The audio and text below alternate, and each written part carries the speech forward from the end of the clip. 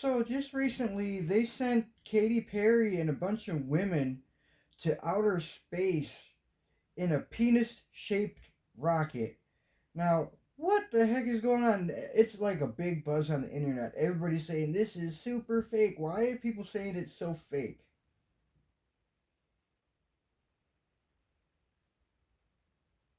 That's an interesting one. The recent internet buzz around Katy Perry and other women going to outer space in a penis shaped rocket likely stems from a mix of humor, skepticism, and controversy.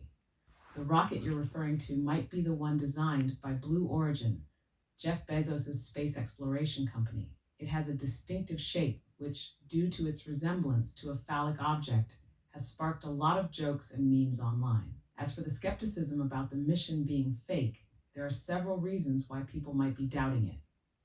One, conspiracy theories.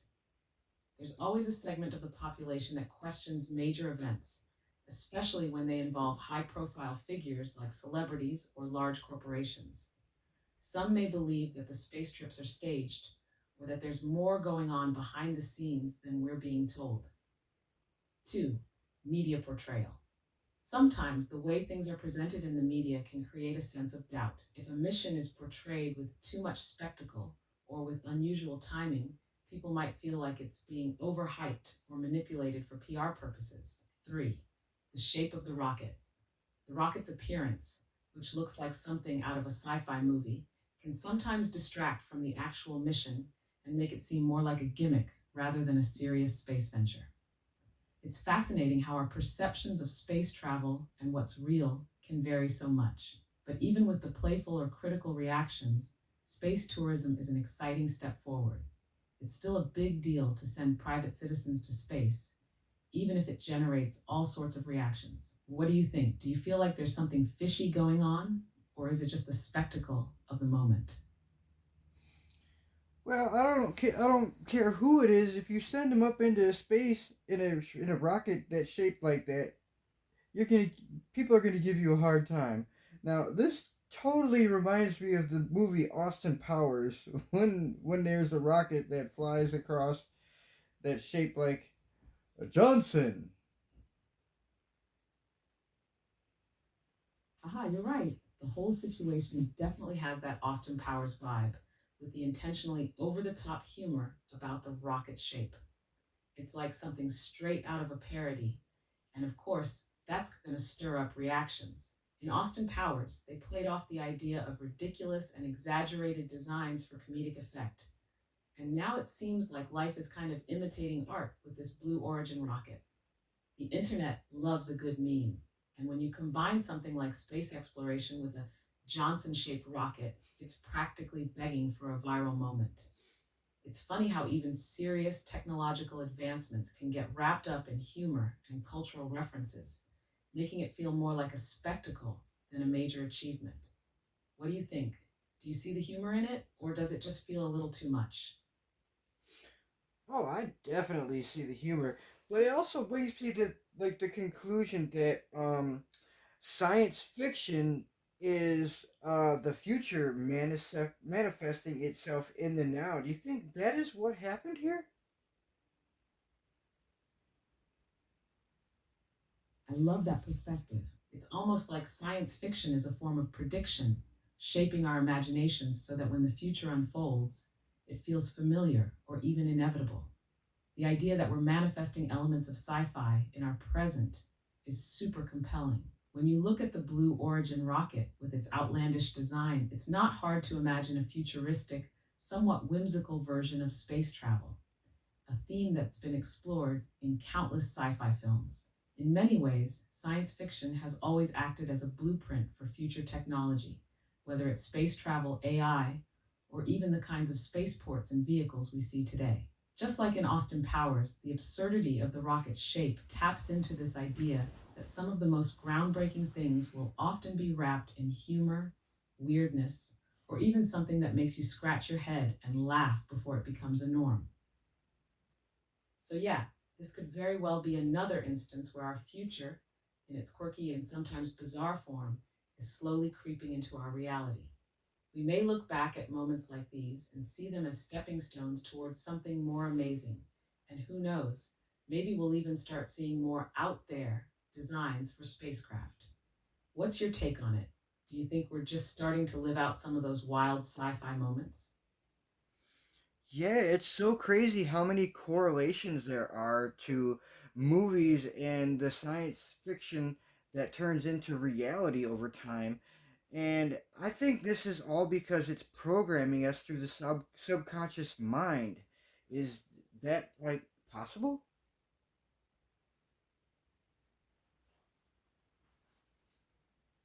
Absolutely, it's a fascinating idea. The notion that science fiction could be programming us through the subconscious is totally possible. In fact, many thinkers and researchers suggest that media, especially science fiction, can shape the way we envision the future by planting ideas in our minds, even if we don't fully realize it. The subconscious mind is incredibly powerful.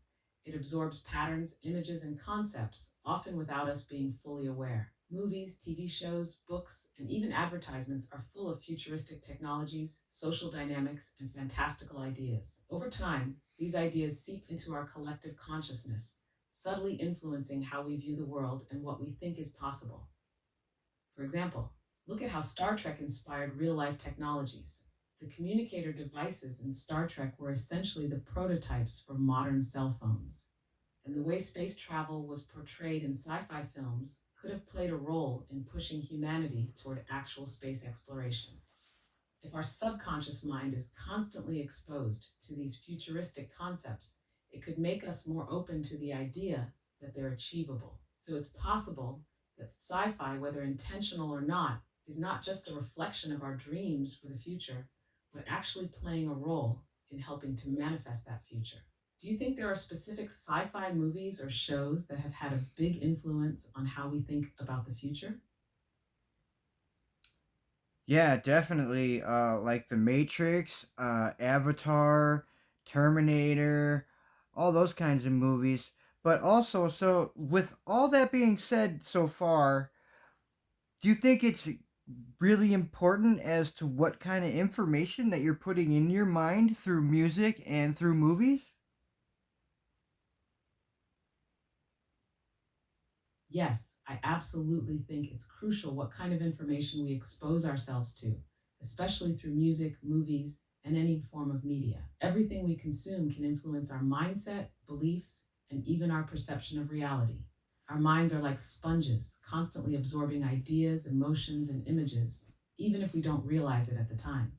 Movies like The Matrix, Avatar, and Terminator do more than entertain. They plant seeds about technology, consciousness, the future, and even the nature of reality itself. These kinds of films challenge us to question what's real and what's possible. And sometimes those questions linger in our subconscious, influencing our thoughts and behaviors. Music has a similar power, especially when it resonates deeply with our emotions. The lyrics, tone, and rhythm can shape how we feel, think, and act. For example, listening to music with empowering messages or calming melodies can help nurture a positive state of mind, while darker or more chaotic music can stir negative emotions. So, consciously choosing what we consume, whether it's entertainment, music, or information, can be a way to actively shape our worldview. What we put in can have a profound effect on how we view ourselves and the world around us. Do you find that certain kinds of media influence your thinking or creative work more than others? Most definitely. You know, I've noticed there's a lot of people that will fall asleep with their TV on. And I also learned that when you're in the sleep state or close to sleeping state, I forget what wave, maybe you can tell me what wave it is, what brain wave. But during that brain wave is the best time to manifest your subconscious mind or program it. So is it really harmful to fall asleep, especially to the wrong things that you don't want to experience?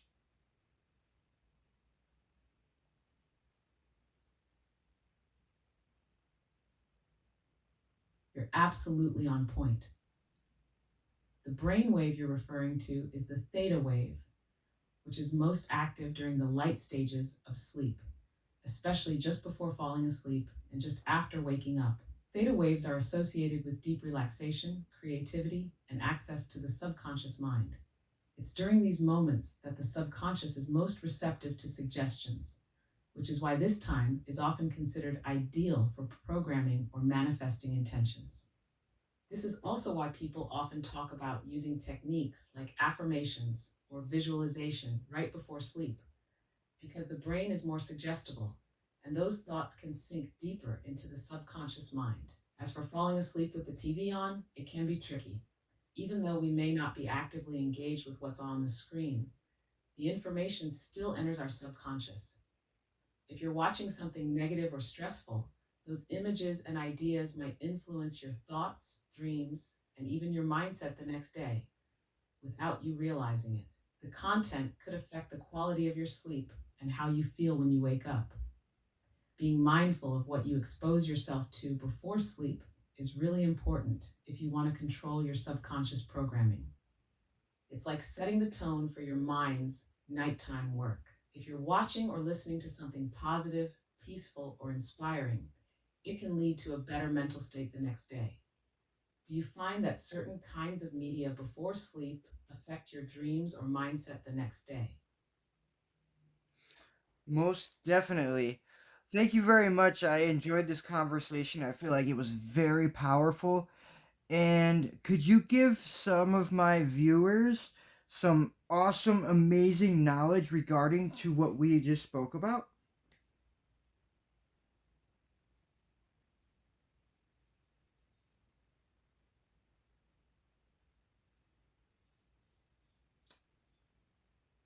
Or not? All right, you guys have an awesome, wonderful day. Love you.